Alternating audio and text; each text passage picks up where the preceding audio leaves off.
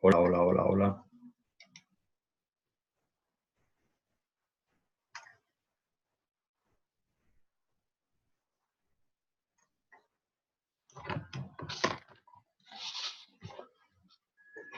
Hola, buenas tardes. ¿Me podéis confirmar que se escucha correctamente? Hola. Buenas tardes. Fenomenal, estupendo. ¿Sabéis? ¿Se ve y se escucha correctamente? Bueno, pues vamos a comenzar. Hoy tenemos previsto la celebración de la videoclase correspondiente al módulo cuarto. El objetivo de esta videoclase es, bueno, pues marcar un poco a nivel de coyuntura cuál es el contexto y el escenario actual en torno al cual se está implementando o está en la agenda los temas de responsabilidad social. Entonces, independientemente de lo que hemos estudiado en estos 4 primeros módulos, para ir adentrándonos en el ámbito de la responsabilidad social, que es este cuarto módulo, lo que nos da es unas claves de las diferencias conceptuales que hay entre las diferentes aproximaciones al término y también asienta una serie de conceptos básicos en torno a la responsabilidad social. Hemos visto también hemos estudiado las diferentes teorías sobre las cuales se soporta muy desde una perspectiva académica, pero que luego también es trasladable indudablemente a la realidad, sobre las cuales se soporta el comportamiento de las empresas en torno o la decisión de las empresas en adoptar criterios socialmente responsables. Y básicamente, bueno, el objetivo de hoy es adentrarnos en ese escenario que pues veremos que es muy diferente al escenario de los años 90, incluso de los años 70, cuando se empieza a hablar de la responsabilidad social de la empresa. Con lo cual, bueno, pues desde esa perspectiva, la aplicación de los criterios bajo el paraguas de la responsabilidad social o la determinación de qué criterios aplicar son seguramente hoy distintos en una misma empresa de lo que eran en los años 80. Los problemas sociales son otros, los desafíos son otros, los retos son otros, el contexto a nivel de competencia y de estructura económica y de mercados es otro, los requerimientos por parte de los inversores y de las administraciones públicas, tanto a nivel normativo como a nivel de políticas, son otros, y eso es lo que, en definitiva, pues pretendo que ver hoy con vosotros, o que tengamos en consideración a la hora de, a partir de ahora que vamos a iniciar el estudio de la responsabilidad social en sus diferentes dimensiones, áreas y cómo influyen los diferentes grupos de interés, pues tengamos en consideración ese carácter dinámico de la responsabilidad social. He preparado una presentación que voy a compartir con vosotros. Ya sabéis que si queréis intervenir, pues levantéis la mano, damos paso a vuestras intervenciones. Si tenéis dudas, pues igualmente. El objetivo de hoy, más que yo os dé una clase, es intercambiar impresiones. Y bueno, pues comenzamos con la videoclase.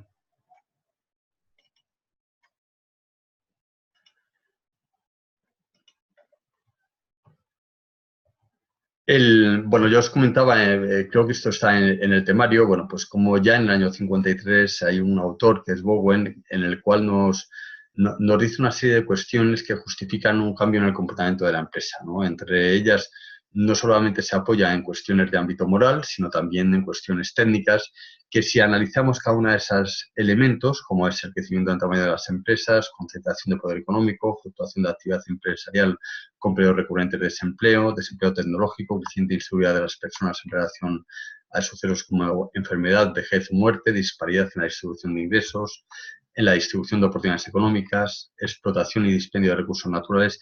Veremos que cada uno de estos elementos que escribe Bowen en el 53 en un libro que se llama La responsabilidad del empresario, hoy en día están más de actualidad que nunca. Es decir, son todos ellos cuestiones que, como comenta Bowen, de carácter técnico, cuya problemática no se ha resuelto en estas últimas décadas, sino que en algunos casos esa problemática se ha acrecentado.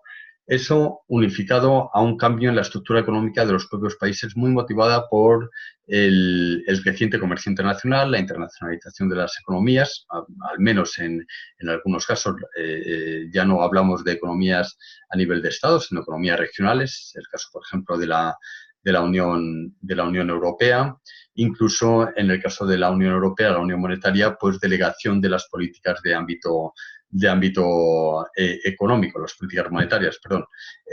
Con lo cual vivimos en un mundo que es mucho más pequeño que el de los años 50, en el sentido de la interrelación del movimiento de bienes y personas, de intercambios comerciales, la internacionalización de los mercados de trabajo y mercado de capitales. Es decir, es un contexto económico y social muy distinto al que era en los años 50.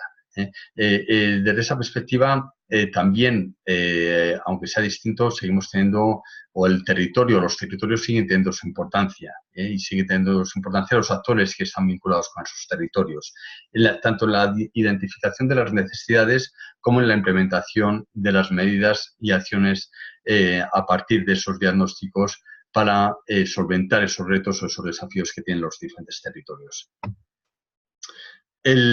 Nos estamos dirigiendo, cuando hablamos de responsabilidad social corporativa, el objeto principal o el alcance principal es la empresa. Pero, sin embargo, cuando nos adentramos, y esto es un ámbito que hay que tener mucho cuidado en él, que es el no caer, y es muy dado en el ámbito de la responsabilidad social, no caer ni en aseveraciones, porque las cosas normalmente tienen matices, ni en generalidades. Y en el caso de la empresa, y esto es un elemento fundamental a la hora de aplicar la responsabilidad social, tenemos que ver esos matices y esas diferencias organizativas en cuanto a quién nos dirigimos. Y en el caso de la empresa, pues hablamos de un grupo muy heterogéneo, muy amplio de organizaciones que están bajo el término de empresa.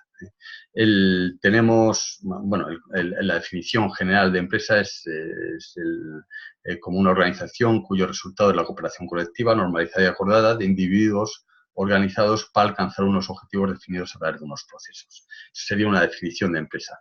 En esa definición de empresa, bueno, pues caben multitud de formas diferentes, desde su naturaleza jurídica, puede ser empresas de economía social, como cooperativas, sociedades laborales, anónimas, sociedades limitadas, empresas públicas, sociedades cotizadas, no cotizadas, etcétera, etcétera.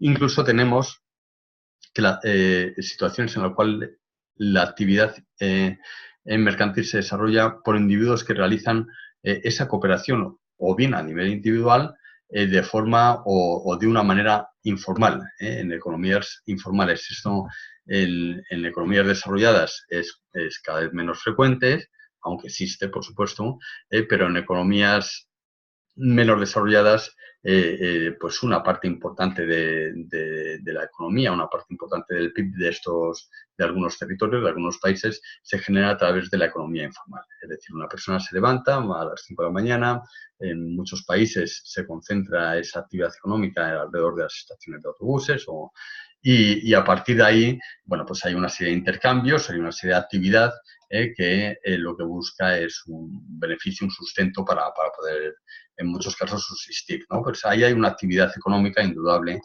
y, por tanto, bueno, pues podríamos calificarlo como empresa, actividad empresarial, aunque sea de una forma informal.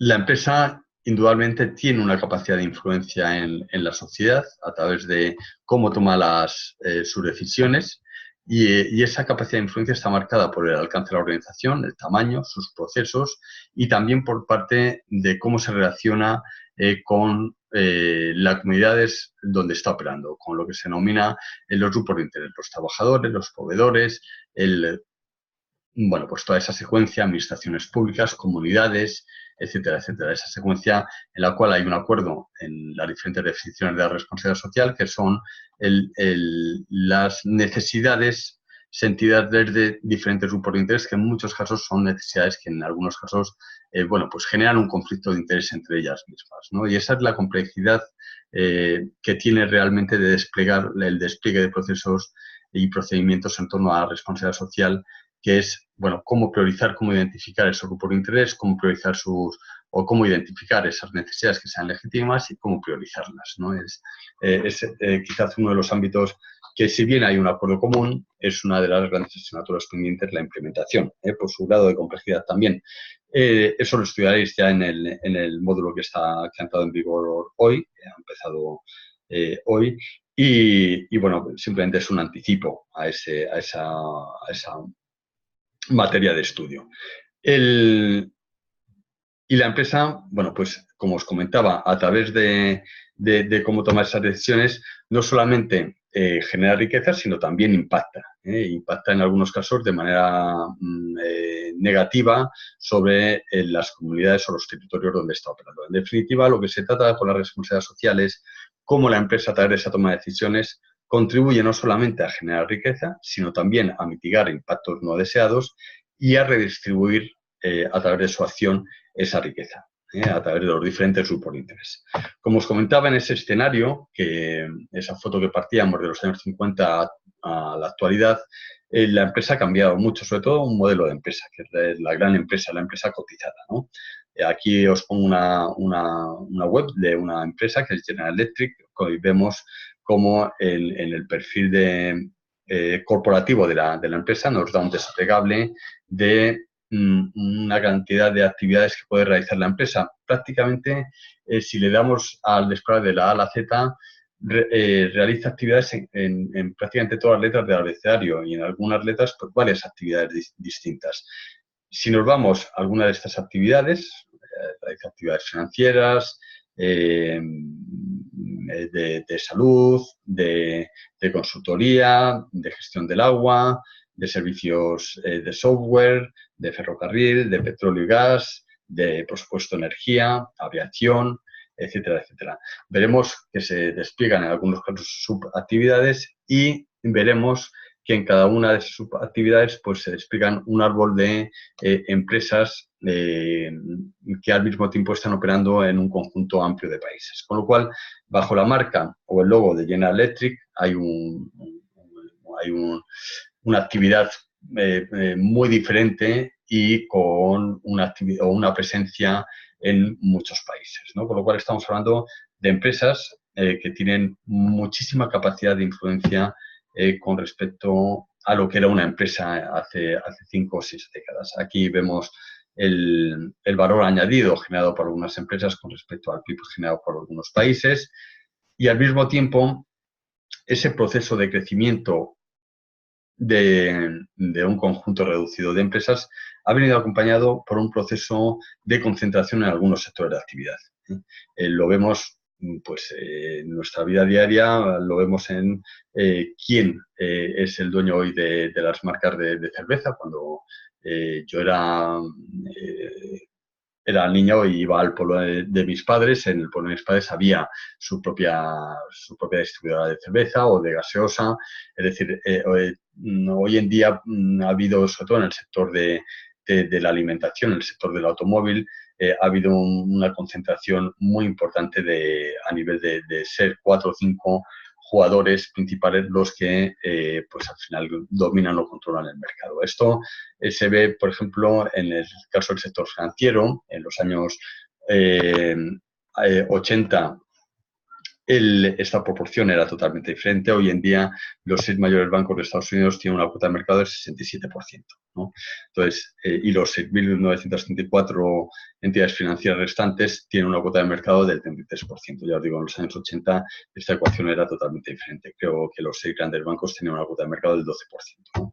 Entonces, bueno, se produce ese proceso de concentración. Aquí tenéis algunas diapositivas que muestran noticias de grandes operaciones que se han hecho en los últimos años, ¿no?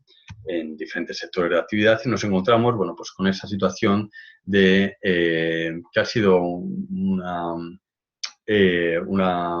cuestión que se ha alimentado en la última gran crisis económica, que es encontrarnos con empresas en algunos sectores que son demasiado grandes para dejarlas caer por el impacto que pueda tener en la economía, ¿no? Y al mismo tiempo que ha habido este crecimiento importante, ha habido un proceso de descentralización. Los que trabajéis en empresa o habéis trabajado incluso en las administraciones públicas o en otro tipo de organizaciones, os daréis cuenta que en el transcurso de los años ha habido un proceso de externalización de ciertas actividades que antes se realizaban dentro de la propia empresa. También aquí hay sectores de actividad donde ese proceso de externalización ha sido mucho más prominente que en otros. Por ejemplo, en el caso del textil o en el caso del sector del automóvil, pues es mucho más gráfico ese proceso y visible ese proceso de externalización.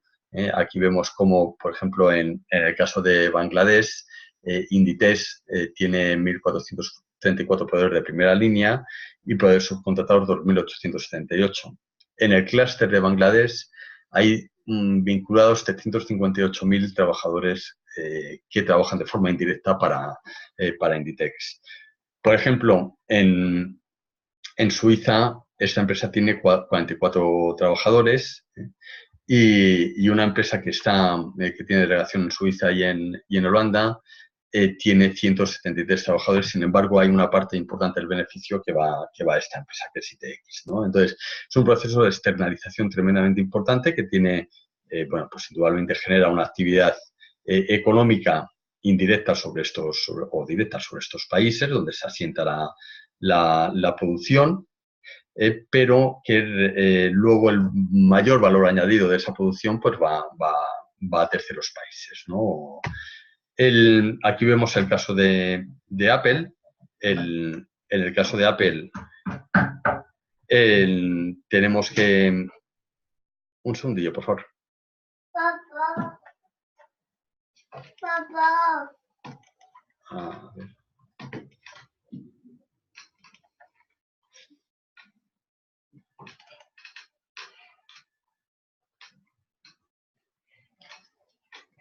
Papá. Oye, Darío, que estoy haciendo una clase. Papá. Ve a ver la tele, termino rápido. Es que, papi, ¿me puedes poner, me buscas el mando? Búscalo, por fin, que estoy haciendo una clase. Por fin, es una cosa de trabajo. Yo ahora mismo voy. Por favor, Darío. Darío, por favor. Por favor. Sí. Ve. Yo no sé poner Venga, Darío. el mando. El papi está haciendo... Venga. Bueno, pues quédate aquí. Venga, Darío. Venga, vamos a buscar el mando.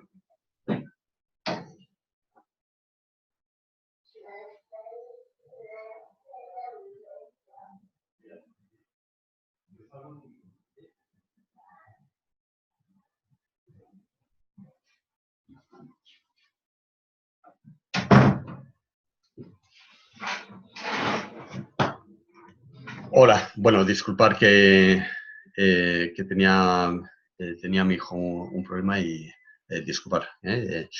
Bueno, continuamos. A ver.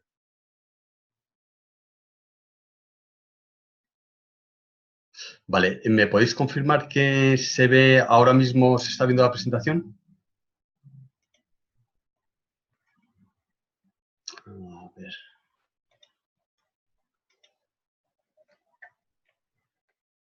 Sí, se ve. Vale, fenomenal. Bueno, pues continuamos entonces y nada, disculpar la interrupción. Bueno, os comentaba que en el caso de Apple, pues aquí vemos el componente el total de coste de los componentes de hacer un móvil, un teléfono móvil, son de 168 euros. El precio final de venta, $566, y hay 368 que se generan como valor añadido para Apple, y Foxconn, que es donde se produce el teléfono, pues el coste marginal de la producción son $7. Bueno, esa es una realidad que tiene que ver con esos cambios en el comercio y en la internacionalización de los mercados de trabajo principalmente, y que nos muestran, es algo objetivamente medible, el caso de este tipo de sectores de actividad que muestran esa realidad en cuanto a la externalización, no solamente ya en un mismo estado, en un mismo territorio, bajo un mismo paraguas normativo, sino en terceros estados. Normalmente esa externalización, como es lógico, busca una reducción de costes, una reducción de costes de ámbito, pues de costes laborales o una menor regulación o exigencia de regulación en cuanto a normativa o un nivel de cumplimiento en cuanto a normativa medioambiental o otro tipo de normativa.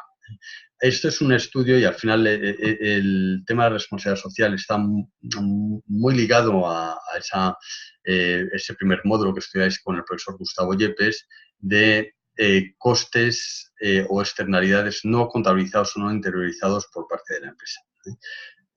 Aquí tenemos un estudio de KPMG que nos dice que las 3.000 empresas más grandes del mundo, por capitalización bursátil, se estima que en 2012 provocaron 2,15 billones de dólares de daños ambientales.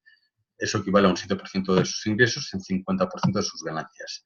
Según este mismo estudio, hay en determinados sectores de actividad que si se internalizasen esos costes, es decir, si se contabilizasen esos costes ambientales, que al final, bueno, pues el Estado de alguna manera o los ciudadanos de otra están pagando, pues ninguna de las empresas de algunos sectores de actividad pues sería sostenible económicamente. Entonces, bueno, es una cuestión o está los aspectos de responsabilidad social muy ligado a cómo o cuál es la fórmula más adecuada para tener en cuenta esos costes sociales y medioambientales que no están siendo contabilizados hoy en día.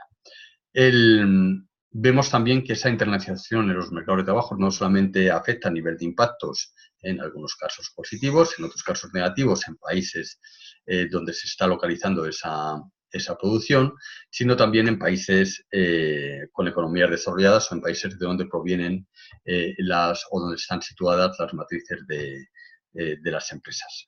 Aquí vemos cómo la productividad crece a unos ritmos mayores a lo que crecen los salarios, ¿no? En esta gráfica vemos cómo el total de coste laboral sobre el output pues cada vez es menor, ¿no? El ratio en diferentes países, ¿no? Vemos también cómo hay ciertos escándalos que salen también por los flujos de información que tenemos gracias al avance de las tecnologías, que bueno, pues, cuestionan la confianza o deterioran la confianza en grandes empresas. Aquí vemos como hay en una encuesta con 34.000, con una muestra de 34.000 en 46 países, pues nos desvela que dentro de estas instituciones la peor valorada son las grandes empresas, las que menor confianza generan. Y al mismo tiempo asistimos a un cambio radical en cuanto es los procesos de valoración de la empresa en la introducción de los denominados intangibles. Si bien los intangibles en los años 90 pues tenían un peso en torno al 15% del total de la valoración de la empresa, en el que se incluían los activos tangibles, como pues, todo lo que son los activos que tienen o que son cuantificables y que tienen un valor tangible real, y el valor de los intangibles que tiene que ver más con la posición de marca de la empresa, las expectativas de valor de futuro, etcétera, etcétera. Y aquí vemos cómo esa ecuación pues, ha ido cambiando, ha ido virando, y hoy en día más del 80% del valor de la empresa en las empresas que componen el selectivo Standard & Poor's, que es un índice del mercado estadounidense. De las 500 empresas que componen el Standard & Poor's, más del 80% de ese valor, de esa valorización, de esa capitalización bursátil de estas empresas, tiene que ver con los intangibles de la empresa. Es decir, la gestión de los intangibles se ha convertido en un elemento crucial dentro de la empresa. Y aquí nos plantamos en un momento en el cual la disyuntiva a la cual nos enfrentamos es posicionarse sobre cómo medir la contribución real de la empresa. Es decir, hoy en día se habla mucho de responsabilidad social es un elemento que está en estrategia de comunicación dentro de la gran empresa, está en la agenda de las administraciones públicas, de las organizaciones sociales, de los sindicatos, etcétera, etcétera, pero no se ha llegado a un acuerdo para poner los mecanismos que permitan o que nos permitan establecer unos criterios que nos permitan medir la contribución real de la empresa en el territorio y cómo a partir de esa medición o del resultado de medir esa contribución, nos posicionamos o se posicionan los diferentes actores en los cuales están o los cuales están en contacto con la empresa, desde las propias administraciones públicas hasta los consumidores, hasta los proveedores, hasta los trabajadores, etcétera, etcétera. Y nos encontramos con una situación en la cual, bueno, pues se genera en algunos casos cierta confusión. Si nos metemos en la página web de cualquier empresa cotizada, veremos que los temas de responsabilidad social están en un elemento muy destacado de la página corporativa de la empresa.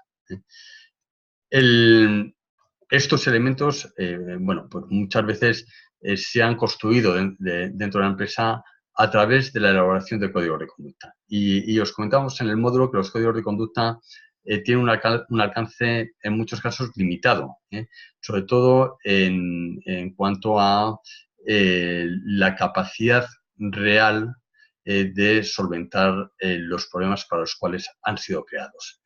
En algunos casos eso no es así, por ejemplo, en el caso del sector textil, que está bajo el punto de mira a partir sobre todo del desastre del Rana, ocurrido en el Rana Plaza, pues las empresas del textil intentan aplicar fielmente esos códigos de conducta y aquí vemos cómo en algunos casos pues incluso la actuación de la empresa es más eficiente que la actuación propia de los gobiernos, ¿no? Vemos como en el caso de Inditex, en la aplicación de un código de conducta, hay un proveedor Topitop en Perú, para Inditex.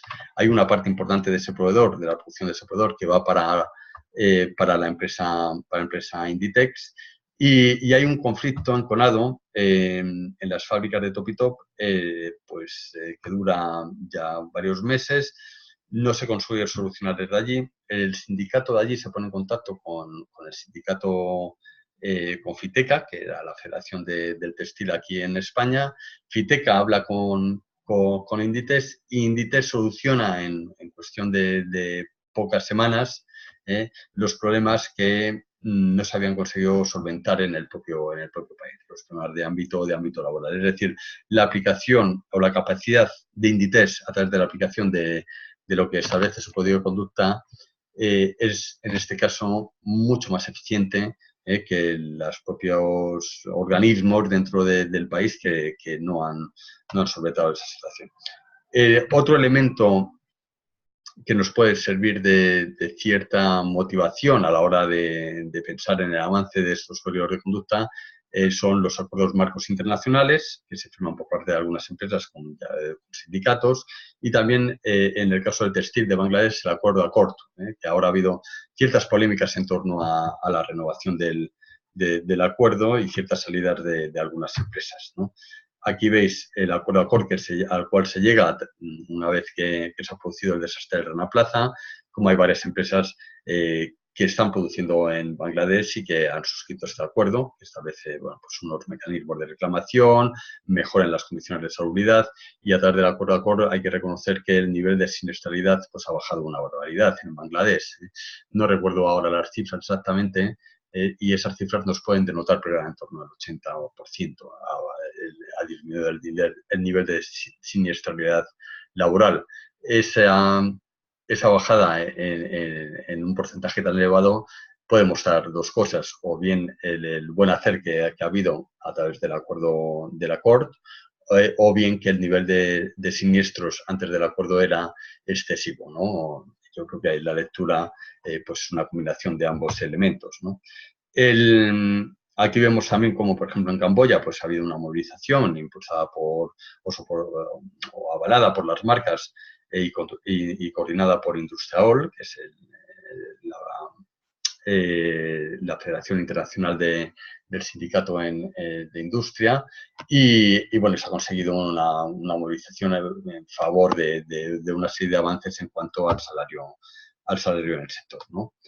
Si bien persisten los desafíos que teníamos anteriormente, como el cambio climático, como desigualdad salarial por diferentes, brecha salarial por diferentes motivos, pero principalmente por temas de género, bueno, surgen otros nuevos retos, como son, bueno, pues el nuevo cierre de fronteras, que vemos que se está planteando por parte de algunos países, y también los dos modelos de empresa, unido a una tercera, lo que ya se denomina la tercera revolución industrial, muy basado en el componente tecnológico. Se plantean ciertas incógnitas en torno al futuro del trabajo. Tenemos ya, bueno, pues situaciones como la de Amazon, en la cual, bueno, pues hay una tienda, esta es una tienda piloto, creo que en Chicago, en el cual no hay un solo empleado, la gente entra con su carrito, mete las cosas en su carrito y al final pasa por un detector, previamente identificado la tarjeta de crédito, le cobra y se va de la tienda. Vemos como en las empresas de más capitalización, pues en el caso de Amazon es la empresa de más capitalización bursátil de las empresas de distribución retail, por encima de Walmart, que hasta hace poco era la empresa con más capitalización en el sector retail. Y aquí vemos cómo ha cambiado el escenario, por eso decía que, sobre todo, el dinamismo que en los últimos años es creciente, ¿no? O sea, cada vez esos cambios se producen y esa capacidad o no de adaptación a esos cambios es la determinante para la supervivencia de los actores, ¿no? Y en el caso del sector empresarial, pues esto es muy gráfico, ¿no? Y vemos cómo hace 11 años tan solo las empresas con mayor capitalización eran ExxonMobil, General Electric, Microsoft, BP, Citigroup, y hoy en día son Apple, Google, Microsoft, Amazon y Facebook. Es decir, ha cambiado el panorama en solamente 11 años. Estas empresas tienen una muy fuerte capitalización, tienen un nivel de plantilla muy reducido y se producen o también generan nuevos desafíos en torno a la gestión de la información. En el caso del Nasdaq, que es otro índice bursátil de Estados Unidos para empresas de carácter tecnológico, las empresas, las FANGA, que son estas, las tecnológicas, tienen o suponen un 40% del total de la capitalización del Nasdaq. Tenemos otros desafíos, que es la concentración de la población en áreas urbanas. Se espera que para el 2050 el 70% de la población esté concentrado en grandes núcleos poblacionales. Y tenemos el desempleo juvenil, que es algo compartido por diferentes países, en el caso de España especialmente. Las jornadas o la precarización del trabajo a través de jornadas partidas no deseadas, a realizar de forma involuntaria. En el caso de España, esas jornadas partidas llegan a superar el 60% con respecto a lo que eran en el año 2000. También la temporalidad en el trabajo o otro tipo de formas de relaciones laborales que están todavía por definir y que ya se están empezando a definir por parte de los tribunales, como son las de los autónomos o falsos autónomos que están vinculados con empresas, ¿no? Pero también surgen nuevos elementos para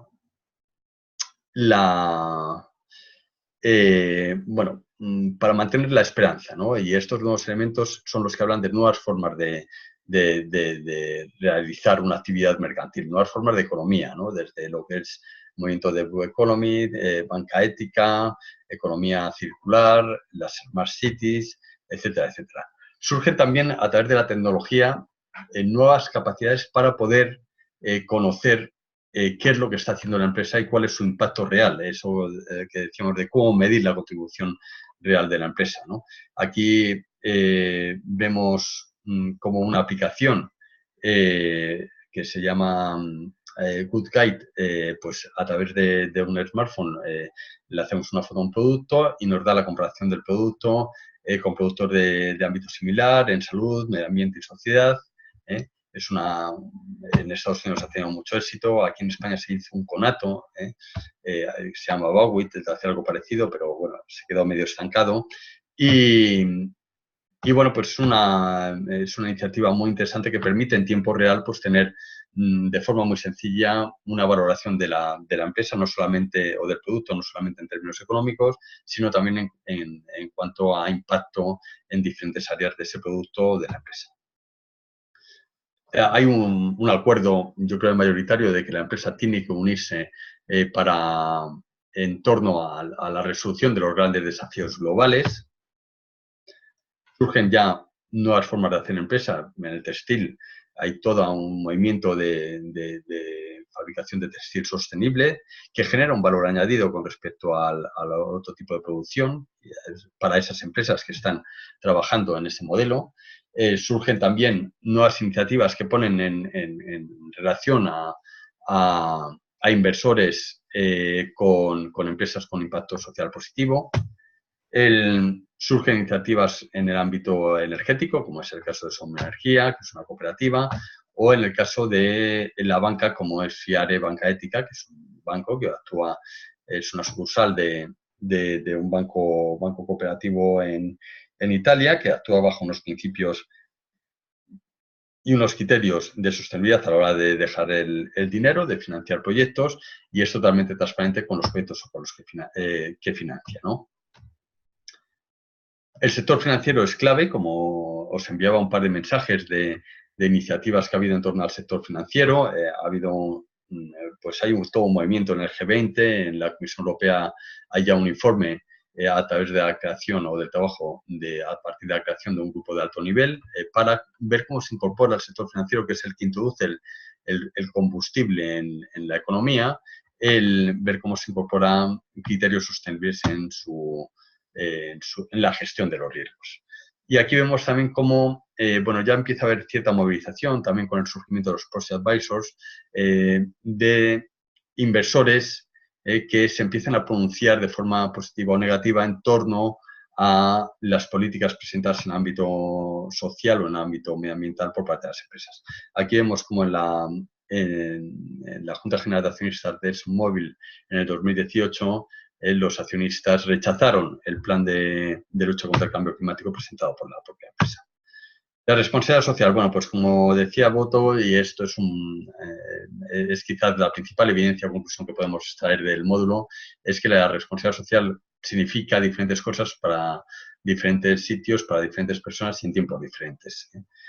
Con lo cual esto nos plantea cierta complejidad a la hora de aplicar la responsabilidad social dentro de las organizaciones. Tenemos ciertas referencias, ISO 26000, que lo hemos estudiado, Comisión Europea a través de la última comunicación, se espera que de una manera pues con gran expectación que surja una nueva comunicación que tenía que haberse aprobado ya en el 2015. Vamos con bastante retraso en los trabajos de la propia Comisión Europea. Y bueno, yo creo que es una definición acertada la que nos da la Comisión Europea, la última definición que nos dice que la responsabilidad de las empresas es en base a su impacto en la sociedad. Es decir, cada empresa tiene que valorar cuál es su impacto real. No podemos establecer un criterio uniforme o único para todas las empresas. Y nos dice que para asumir esa responsabilidad social, las empresas deben aplicar en esta colaboración con las partes interesadas un proceso destinado a integrar las preocupaciones sociales, ambientales y éticas y el respeto a los derechos humanos y las preocupaciones de los consumidores en la operativa de la empresa. Y nos dice ya las áreas mínimas que abarca esa responsabilidad social, que es formación, diversidad, igualdad de género y salud, bienestar de los trabajadores en el ámbito de prácticas laborales, los derechos humanos, las cuestiones ambientales, y nos remarca ahí una serie de cuestiones, corrupción, fraude, etcétera, etcétera. Podemos decir que la responsabilidad social pivota sobre tres principios básicos, que es la inclusividad, basada en la visión multi-stakeholder, orientación hacia las partes interesadas, el estar fundamentada sobre los impactos económicos, sociales y ambientales de las partes interesadas y en la rendición de cuentas de sus actuaciones. Hemos estudiado que hay diferentes teorías. La teoría que es dominante es la teoría de la legitimidad. La empresa busca una legitimidad en la sociedad y a partir de ahí, bueno, pues establece una serie de acciones. Y esta, que muchos de vosotros en los comentarios del foro pues coincidíais, la teoría instrumental, que yo creo que es la que se acerca más a la realidad. Y era en la que Milton Friedman pregonaba: la empresa no debe hacer nada que no sea beneficioso para los accionistas, es decir, la empresa hace acciones de responsabilidad social en tal y tanto estas acciones repercutan positivamente en la empresa. Y esto puede venir por diferentes lados. Puede venir por el lado de la reputación, por el lado de abrir nuevos mercados, por el lado de anticiparse a nuevas exigencias de carácter normativo, por el lado de atracción de capitales, por la gestión de esos riesgos intangibles por parte de los inversores. Es decir, se puede empujar o incentivar a la empresa para que de manera instrumental adopte criterios de responsabilidad social desde diferentes vértices o desde diferentes aproximaciones. Esto es una teoría que es mía, en el sentido de ver qué elementos, después de años trabajando en estos temas, pueden influir en el comportamiento de una empresa. Por un lado está el contexto social. En una empresa que opera en sociedades maduras, democráticas, con elevado nivel de educación y poder adquisitivo, esas sociedades van a exigir conductas más responsables a esas empresas. Y por otro lado está el contexto político. Países con tradición democrática son sinónimo de fortaleza institucional en la mayor parte de las ocasiones, y va a implicar mayores y mejores sistemas de control y seguimiento y menores índices de corrupción.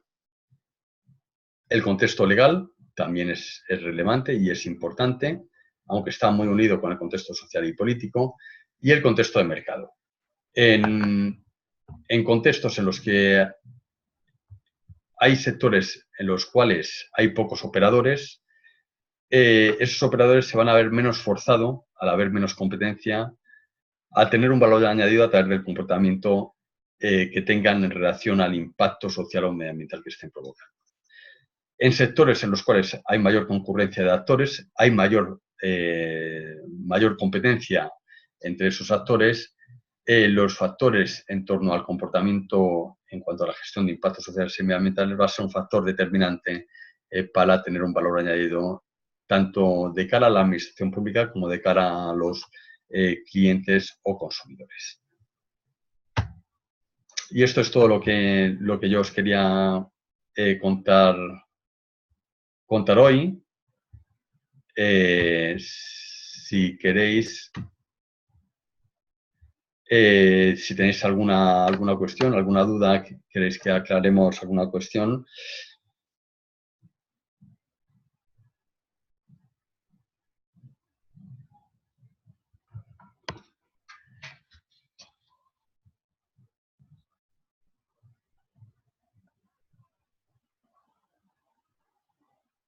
Bueno, pues si no tenéis ninguna otra cuestión, lo vamos a dejar aquí. Ya habéis empezado con el módulo 5. Bueno, aquí hay una cuestión que nos plantea Ana, que dice que el concepto de sostenibilidad es más amplio que el de responsabilidad social. Yo diría que la responsabilidad social es una herramienta para conseguir la sostenibilidad. Entonces, yo sí creo que la sostenibilidad es como un concepto más amplio, menos ajustado a lo que son procesos, procedimientos. O sea, sin embargo, la responsabilidad social tiene que ver mucho con gestión, igual que hay gestión de calidad o gestión medioambiental o diferentes procesos. Yo creo que la responsabilidad social tiene que incorporarse como un proceso dentro de la empresa. Es decir, tiene que haber una política, tiene que haber unos mecanismos, tanto a nivel organizativo como a nivel de recursos, unos procedimientos, unos objetivos, un diagnóstico previo, y en base a todos esos procesos, por ver qué resultados tenemos, y si no se obtienen resultados, bueno, pues poder volver a replantear esa estrategia. Entonces, ya os digo, yo creo que esa es la diferencia básica entre responsabilidad social corporativa y sostenibilidad. Bueno, pues nada, muchas gracias y nada, os animo a que continuemos. Sé que el nivel es un nivel, bueno, pues de exigencia en el curso y que bueno, pues que tenemos que ser constantes. Ya siempre os lo hemos comentado. Ahora llegan las vacaciones, con lo cual vamos a tener un pequeño parón ahí y eso nos va a ayudar a ponernos al día con temas que nos haya faltado una lectura a lo mejor más profunda y también a descansar. Bueno, pues muchísimas gracias y seguimos en contacto. Gracias.